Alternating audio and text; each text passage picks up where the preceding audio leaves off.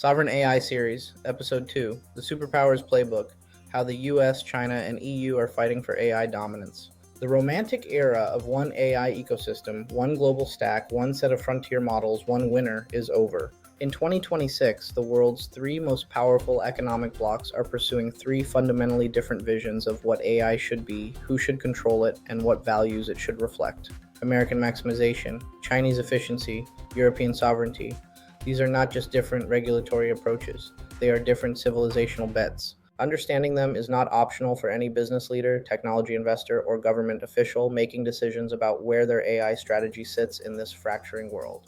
Today, I am going to break all three down, so that by the end of this episode, you have a framework for understanding every major AI platform decision for the rest of this decade. The United States' approach to sovereign AI is the most powerful and the most paradoxical. America does not frame its AI strategy as sovereign, it frames it as dominant. The Stargate project, announced in January 2025, is a $500 billion AI infrastructure initiative to build massive data centers across Texas and other states.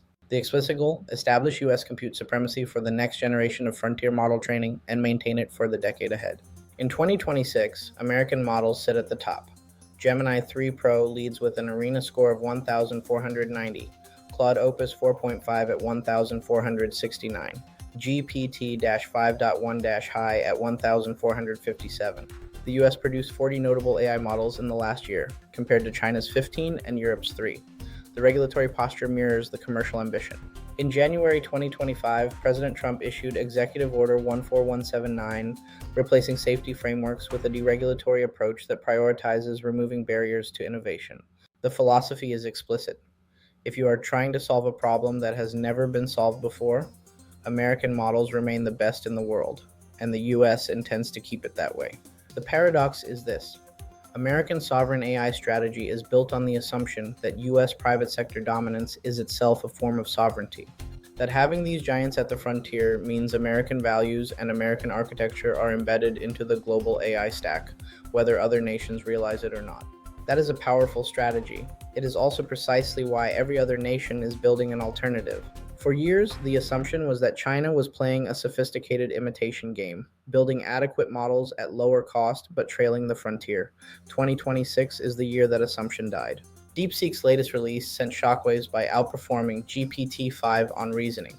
Ernie-5.0- preview now leads the Chinese market with an ARENA score of 1,446. China's AI research output in 2024 matched the combined publications of the US, UK, and EU. The government has invested over $140 billion in development.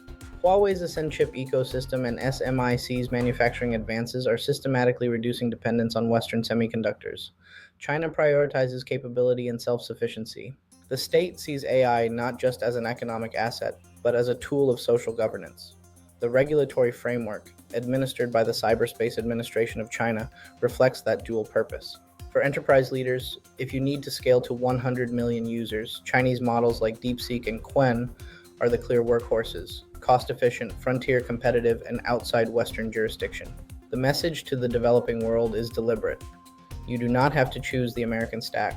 There is a credible, capable alternative without the geopolitical entanglement. Europe's approach is the smallest in compute scale and the most globally influential in governance.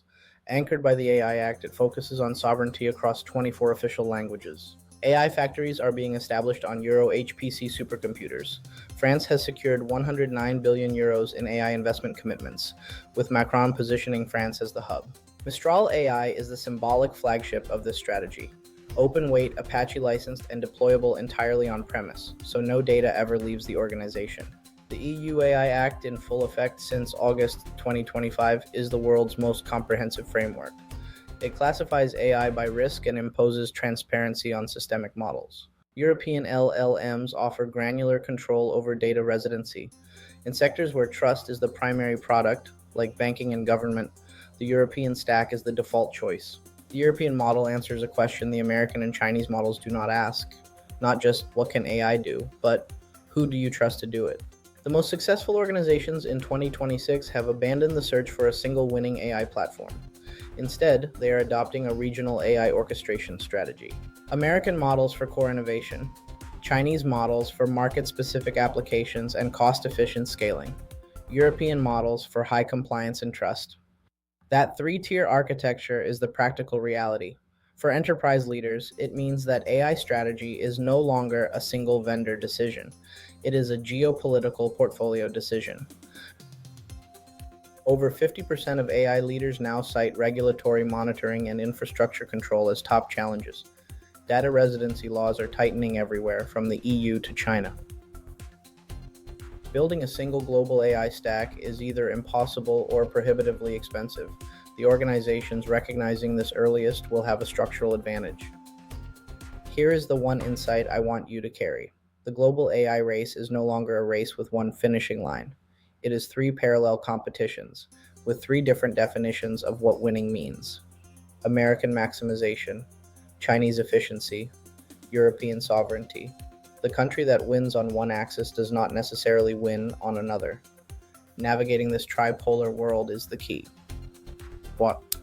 Next week, Episode 3, the ambitious middle powers, the UAE, Saudi Arabia, and India. Three nations moving faster and with more ambition than anyone has recognized. Subscribe to SCircle. I will see you there. See you.